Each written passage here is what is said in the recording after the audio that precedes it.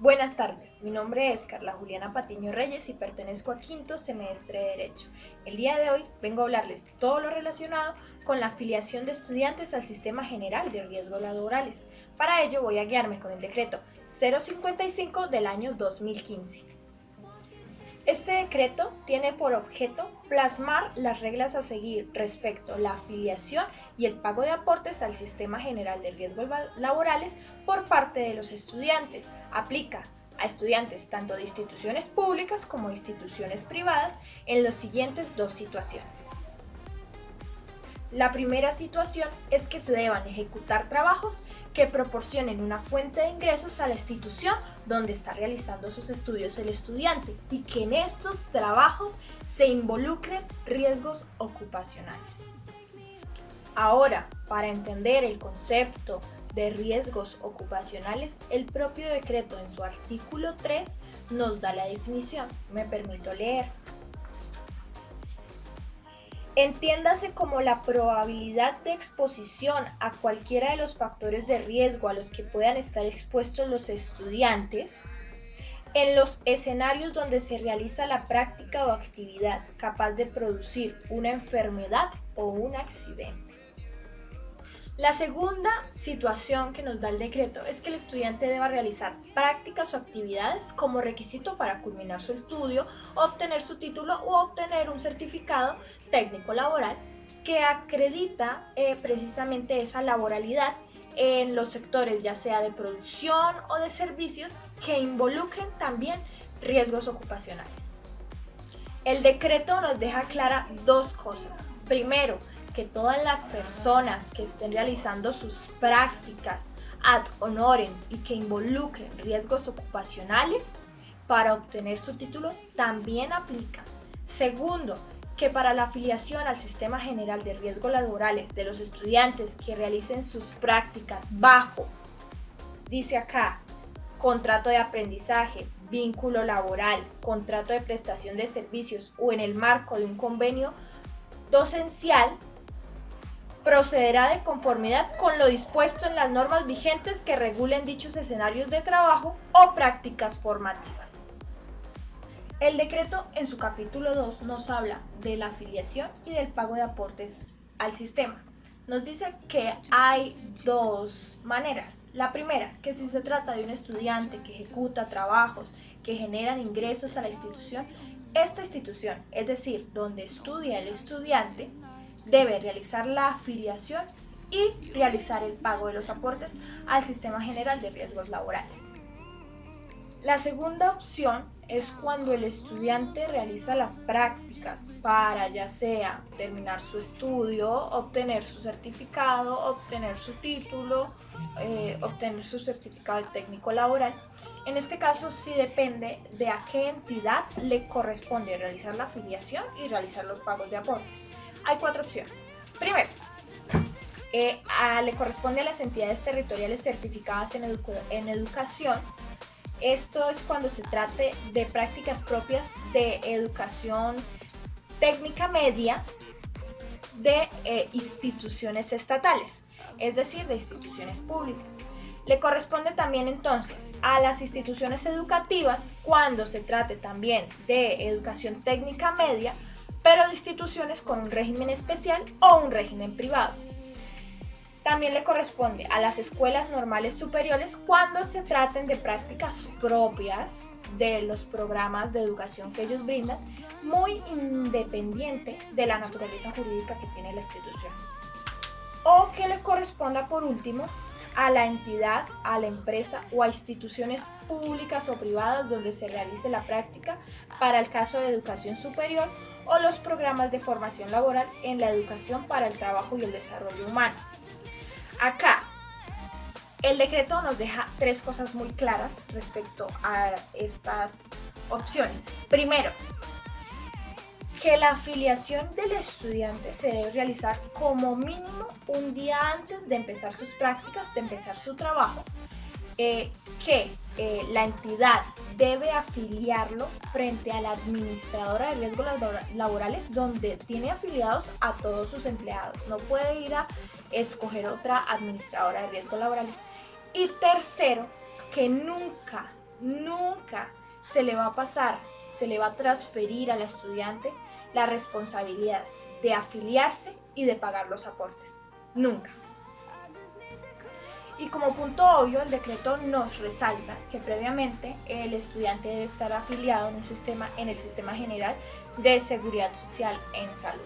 Hablemos ahora de la cobertura.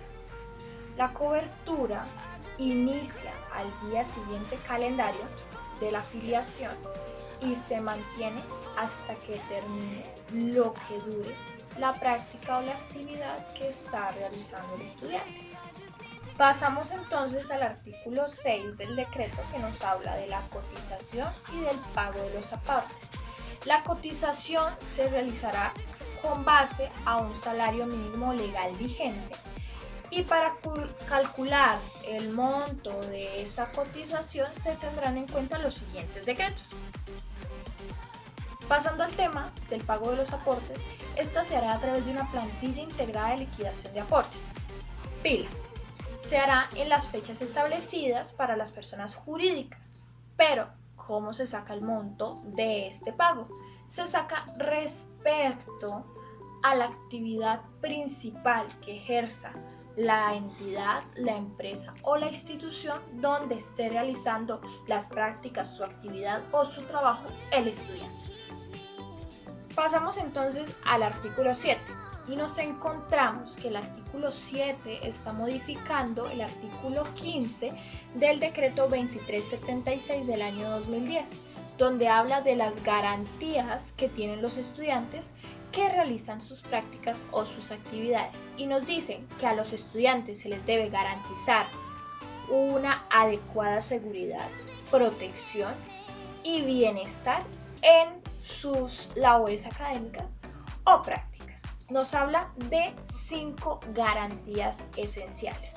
La primera, los estudiantes que realicen prácticas formativas que impliquen riesgos a terceros deben tener póliza de responsabilidad civil extracontractual y no ser inferior a 250 salarios mínimos. La segunda garantía importante que nos dicen es que los estudiantes de posgrado serán afiliados al sistema general de riesgos laborales el tiempo que dure su práctica. La tercera garantía nos dice: los turnos de práctica formativa de los estudiantes se fijarán atendiendo las normas, principios y los estándares de calidad de prestación de servicio de salud y bienestar. El turno no puede ser mayor a 12 horas diarias y no puede sobrepasar las 66 horas semanales. La cuarta garantía nos dice que los estudiantes de programas académicos respecto a la salud y que requieran de residencia o entrenamiento que implique la prestación del servicio de salud, se tendrá derecho a alimentación, hotelería, ropa de trabajo y elementos de protección gratuitos.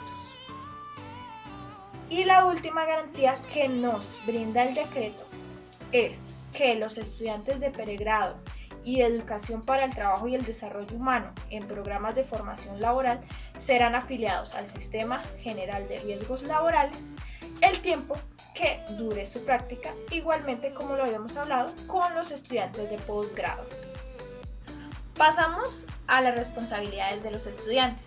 Acá nos dicen las 4 responsabilidades más importantes que tienen ellos. Primero, procurar el cuidado íntegro de su salud. Segundo, acatar las medidas de prevención que se les indiquen para la realización de su práctica. Tercero, utilizar todos los elementos correspondientes que se les facilitan para realizar su actividad. Y cuarto, informar a la entidad, a la institución, a la empresa que lo afilió las ocurrencias de accidentes, los accidentes que puedan ocurrir respecto a la actividad que estaba realizando. No solo los estudiantes tienen responsabilidades, las entidades que los afiliaron tienen también unos requisitos que cumplir. El primero, realizar debidamente la afiliación del estudiante que va a realizar las prácticas en su empresa, en su establecimiento. Segundo, hacer efectivos los pagos de los aportes a través de la plantilla PILA, como ya les había mencionado. Tercero, reportar novedades a la administradora de riesgos laborales donde afiliaron al estudiante y donde deben tener afiliados a todos sus empleados. Y cuarto, reportar también a la administradora de riesgos laborales el accidente que pueda sufrir, el accidente que sufrió el estudiante con ocasión a la práctica que estaba realizando. Pero las instituciones de donde proviene el estudiante no se queda atrás. Tiene dos responsabilidades. La primera, revisar periódicamente que el estudiante esté realizando sus prácticas adecuadamente y que las esté realizando en relación con el objeto de estudio que tiene el estudiante. Y segundo, revisar que el estudiante, verificar que el espacio de práctica del estudiante conste con todos los elementos de protección para que éste no vaya a tener ningún incidente. Bueno, eso es todo por hoy. Me despido y espero les hubiesen quedado ideas claras respecto al tema de la afiliación de estudiantes al Sistema General de Riesgos Laborales en Colombia.